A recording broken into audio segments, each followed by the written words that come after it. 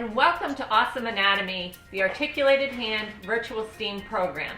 My name is Karen. And I'm Alexis. I'm so excited to learn about hands and anatomy today. What are we going to do, Karen? Well, Alexis, we are going to start by looking at our hands. Okay. What sets our hands apart from other animals is our opposable thumbs. This means our thumbs and fingers can work together. Can everyone bend your fingers like you're getting ready to scare someone? How many bones do you think you have in your pointer finger when you have it bent? It looks like 3 to me. You can count. Every place your finger bends, there's a bone in between. That's where each bone is. You are right, Alexis. With our finger bent, we can count 1, 2, 3. Now look at your thumb. How many bones do you think you have in your thumb? Well, my thumb looks different than my fingers. It looks like there's only 2 bones in my thumb. Correct, Alexis. The thumb only has 2 bones. Now look at your other fingers. How many bones do you think you have in each of your other fingers, your 3 other fingers? Well, we said there were 3 bones in each of our fingers and 2 in our thumb, right? That's what's correct. So yeah. These bones are called phalanges. We have 28 phalanges in total, 14 in each hand. Then they connect to 5 bones in the main part of your hand called metacarpals. There's also 8 bones in your wrist called carpals, but those aren't featured in our craft. Alexis, did you know that we have phalanges in our toes? Weird. We have 14 phalanges in each foot, the same as our hands. And if you said the big toe had 2, like your thumb, you would be correct. I have a handy fact for you. Fingers don't have muscles or they only have tendons. Tendons are moved by the muscles in your forearm.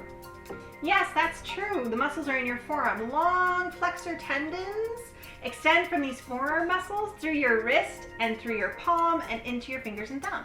The tendons slide through a snug tunnel called a tendon sheath, which is attached to the little bones in your finger and thumb and keep the tendons in place.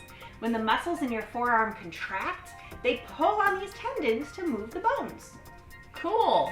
The straws in our craft represent these tendon sheaths, and the twine represents the tendons.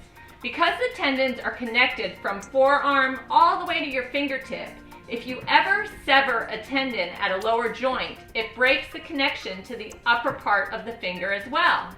Also in your hand are arteries and veins that transport blood to and from the fingertips. There's nerves that allow you to feel what the hands and fingers are touching.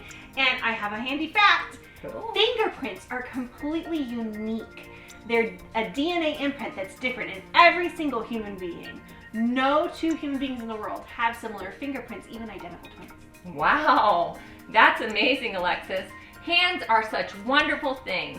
Should we get started on our project? Absolutely, let's get started. Today we are going to make articulated hands. Hands that can move and curl just like our hands do. First, we will review the supplies in the kit that you need for the articulated hand. You're going to need some craft foam, 5 straws, some tape, which the tape you'll have from home probably, pony beads, these are the little beads, you'll need 5 of those, and 5 pieces of twine or string, which should be in your kit. From home, you're going to need the tape, the scissors, and a pen. Handy fact, 6% of all men and 9.9% of all women are left-handed. Okay, so the first step we're going to do is to trace our hand on the foam. You want to make sure to include your wrist. We're going to line it up. We're going to trace around the outside, up and over. And you can use your fingers as a guide as you hold the pen. I love craft foam. It's so easy to draw on. And you're going to include your wrist. Whoop. Look, when I did mine, I left a little bit off. You can see the indent of where I held the pen though, so I'm just going to trace around and follow the line. And there, it should look like this. So then we are gonna cut this out. So follow the line with your scissors and go ahead and cut your hand out. That's what we are going to do first. I always find it so helpful when you're turning and cutting that if you turn the foam rather than trying to turn the scissors, it's much easier to cut out in neat lines. Yeah, Alexis, that really helps. Thank you for that tip. So, the next step, once you get your hand cut out, is you're going to need to cut the 3 bones for each finger, and they're little. See how little they are? And 2 for your thumb. So you're gonna take your straw and you're gonna cut 3 bones for each finger and 2 for the thumb. So you can sort of place them once you cut them. So take your straw, and I cut a few before I started because they do fly when you cut them. You're also going to need to cut the long bones that go in the palm of your hand that the finger bone's attached. See how Karen's cutting it and she placed it onto the craft foam? You're gonna leave a gap in between each of these. Yeah, and make sure the gap is big. Don't put the straws too close together because otherwise the fingers won't bend the way you want them to. Yeah, the gap in between is really important to let the hand curl. Okay, so now we're gonna place them on the foam. So go ahead and cut your straws. And I like to put my straws kind of into my fist and then just cut across them so that I can get them cut. And if you need to pause or take your time to cut them so that you can get them all lined up on your hand, it's okay to do that too. Yeah, so you're gonna have 5 longer bones and then the shorter ones for the fingers. Okay, for this part, we have the 5 metacarpals, and those are longer bones, remember. And then I cut 14 right here, smaller bones, and there's gonna be 2 for the thumb and 3 for each of the other fingers. So the next step is to tape these onto your hand. So you're gonna tape each of the metacarpals onto your hand. And then after you tape these, we're gonna tape the fingers on the finger bones or cheese, the phalanges, onto each of the fingers. So this little one right here, and then we're good. So we got all those on. And now, remember, 2 bones in the thumb. So we are going to do 2 bones in the thumb.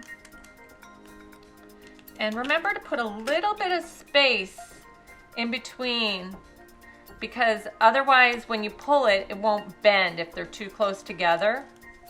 So just a little bit of space in between each little sheath that we have here. And so we need 3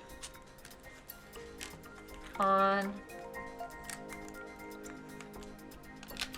each finger. So we're going to quickly put 3 bones on 3 of these, which onto each finger, phalanges.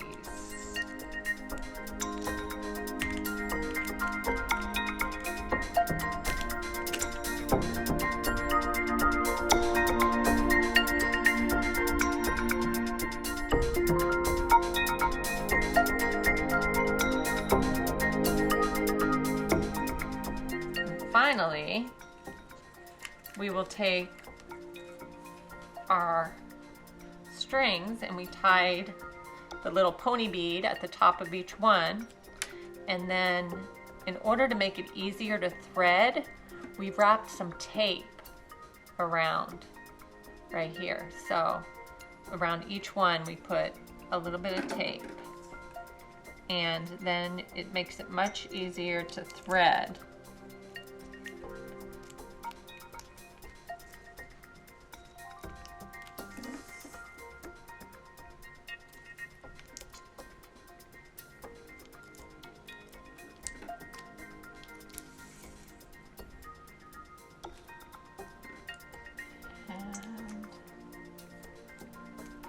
Much easier because the string actually unravels if you don't have it taped, so it makes it much easier. So then you take your next piece of string. We want to thread this one.